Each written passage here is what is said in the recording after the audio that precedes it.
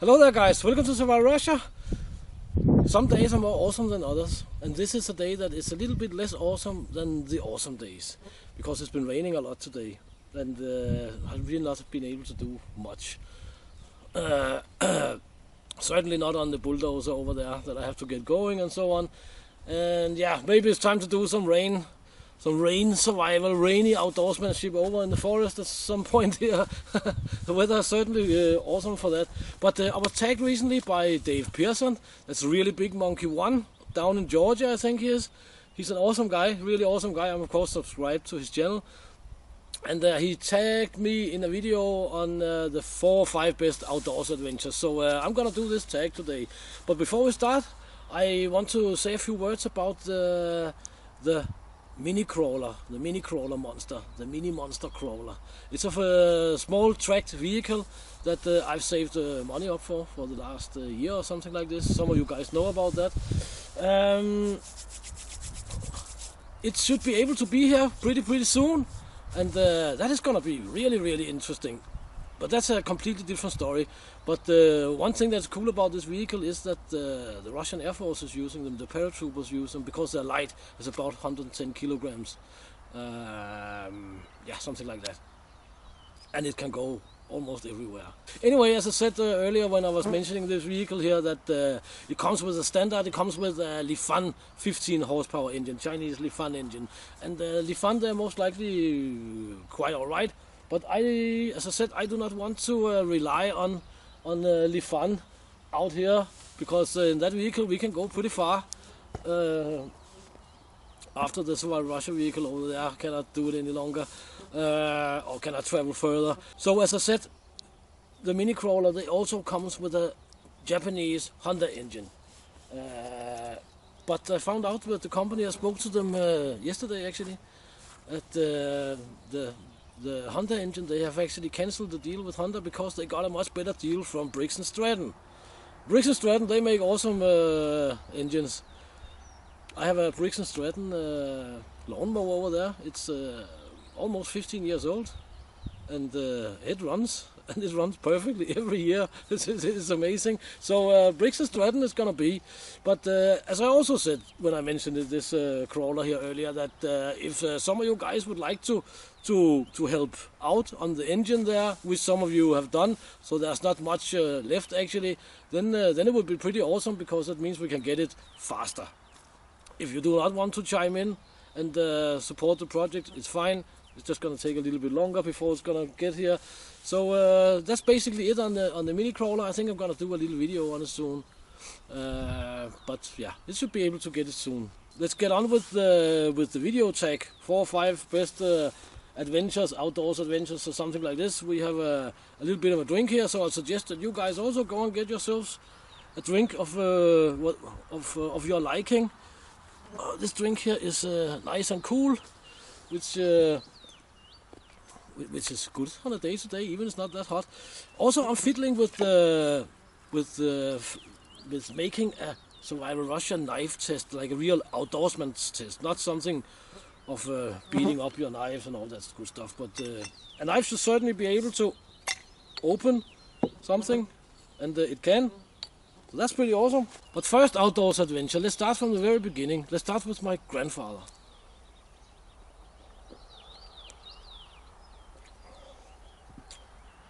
My grandfather was an awesome guy. He was a Navy engineer, responsible for submarines and stuff like that. And he always took me here and there and everywhere. Even I was 5 years old, we were walking and walking. He loved walking. So I've been walking a lot. It's most likely why I like walking to this day. But he took me out fishing once. And that was for me, it's like being 5, 7 years old, of course, a huge adventure.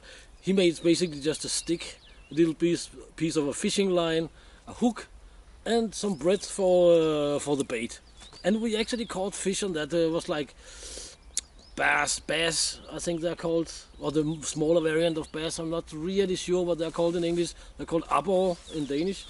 But it's like small bass like this. But for a small guy like me back then, that was a huge adventure that I will of course never forget. That was pretty awesome. So for the next adventure we can move some years later on, when I was still in school, and we were at some school colony somewhere in Denmark. I'm Danish, born and raised in Denmark, but now I live in Russia. But we were there, and in this region there was some event going on with, you can do some marches, some hikes basically. And they had different routes and so on and so forth. And me and one of my friends, we of course took the longest hike, 65 kilometers around the fjord. And yeah, that sounded 65 kilometers, no problem. As far as I remember, it rained 11 hours out of the 14 hours it took me to complete this hike. It was completely insane. My buddy there, he bailed out after, I don't know, 10-20 kilometers or something, because he was wearing sneakers. At least I had good hiking boots and wool socks and so on. And I just trembled on, boom, boom, boom, around this fjord, and it was like, it was mud. And it was a really tough hike. It was not hiking on nice, what you can say, trails and so on. Maybe there used to be trails, but we were buried in mud, and it was a crazy hike. Anyway, when I was about to reach the finish line there, I actually managed to, simply out of desperation, I managed to run the last 2-3 kilometers to the finishing line.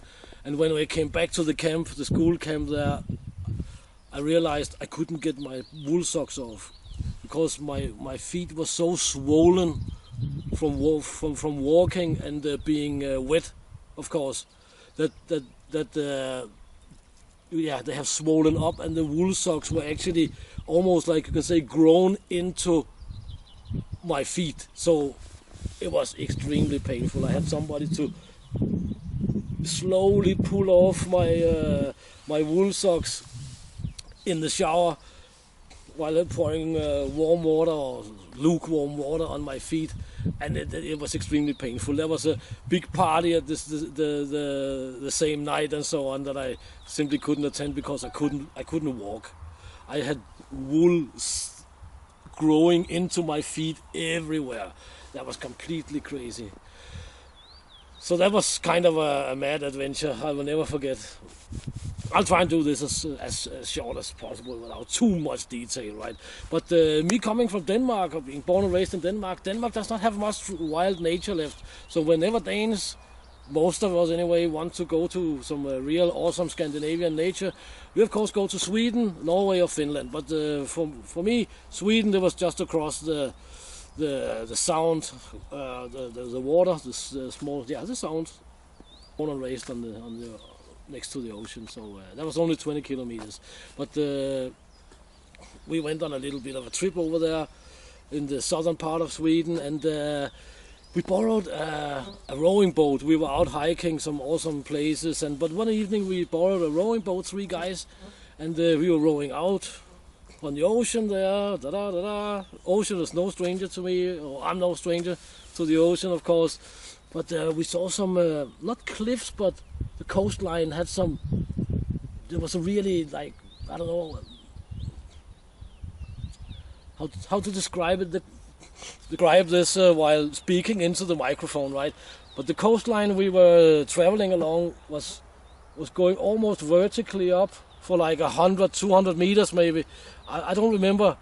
Back then it was really, it seemed to be really tall coastline, and then it tapered off in like this. As we were rowing, and we were thinking, hey, we of course have to conquer this coastline. So we rowed in and tied the rowing boat to the rocks or whatever we were doing. That difficult. We climbed and came up to where it like tapered off into the countryside, or what we can say. And but what we fastly realized was that this coastline there, that incline there, was much higher than we thought it was. It was a little bit crazy. Anyway, we managed to get up. But when you get up somewhere, you of course have to go down again. And that is where things, they started to go pretty wrong. Because there were some areas where the wind have been carving out the soil, right? So me here walking, trying to get down again, was not really awesome at all. But there was a hole where the wind have been digging out the coastline there, the soil. The soil gave way, and I started to slide out. I could not stop. And I'm telling you, there was a drop down to the rowing boat there. That was, I don't know, long. I mean, I would have been dead if I had fallen all the way. But as I say, would have. I was sliding down towards this drop there, and the miracle was that there was a stone sticking out of the soil, clay soil, and I have managed to turn around, and I managed to put my heel on this stone, and I stopped, and I could literally see down the drop there. I was just hanging there like, whoa! that was really not awesome. And the other guys, they were further up. They were, of course, also like, what? So they crawled up. This is in southern Sweden. This is a populated area, right? So they crawled back up again and obviously ran towards some farmhouse or something to get some help, some rope, something like that. But what I managed to do while sitting there, because I was thinking this stone was not bigger than this. Maybe it was a long stone, who knows? But I managed to turn around because I was not trusting that stone would be there forever, you can say, right? So I managed to turn around, and I managed to dig some holes into the soil there that I could put a foot in, and I managed to dig a hole on the other side that I could put my knee in, and then I managed to dig another hole, so I was sort of like had 3 points that I could cling onto. They were deep holes. Of course, I was digging like mad. Anyway, after some X amount of time, I don't know how long it took, the guys came back with a farmer and a long rope. And I have, of course, managed to work myself quite a bit of a ways up there, but getting a rope was certainly not a bad thing. So yeah, I got this rope, and they pulled me up the rest of the way. But that was certainly an outdoors adventure. I've been on many trips, of course, and I cannot say they're adventures, you know, in my opinion anyway. But yeah, to round off all this adventure stuff, once upon a time in the military, we were under a mortar attack. That is really interesting. We were like 188 guys or something like that in the evening, in terrain much like this. Not much like this, but yeah, something like this. Just open terrain, you know, woodlands, tra-la-la-la-la. And then you could hear far out in the distance, doof, doof, doof, doof. And we got some radio calls saying that mortars were being fired. That was pretty awesome. And then you know that's gonna take like, I don't know how long it takes actually. Feels like a long time, maybe a minute or something. And then it starts to rain down, right? Boom, boom, boom, boom. And I remember myself throwing myself down on the elbows, knees and toes, not having the abdomen lay on the ground, because the concussion can get you, cause internal damage to your organs and stuff like that. So you just lay on your elbows and knees and so on, and I was just laying there, wow. And then we could hear it again. Doof, doof, doof. It's like 6 or 8 or something like this, I don't remember. But what I do remember so clearly is that one of the guys from our anti-tank weapons team, he was running around. Many people were running around completely within panic. I was not. I mean, I was not the hero or anything. I was scared. I was thinking this is gonna be my last day for sure. This is the end, Lars. But I could remember this guy from the rocket team, from the anti-tank weapons team, running around, first to there, no helmet on, and I was thinking, for fuck, get down. But yeah, there was 188 guys in a full panic, you can say. That was a very interesting experience. It's not much of an outdoors adventure, but it took place outdoors, so I guess it also counts.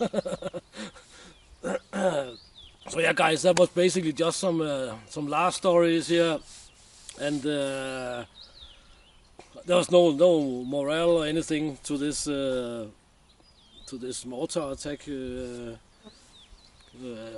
episode, or what you can say, other than it's interesting. So guys, yeah, please check the links in the description, and please consider supporting the channel and the Briggs & Stratton projects, and share and subscribe, bell, like, and all that good stuff. And until next time, get out and train, get it done, do something awesome, and see you in the next video, guys. I think next video we might fix the bulldozer or something like that, but let's see what's next video gonna be like. Thank you for your time, guys.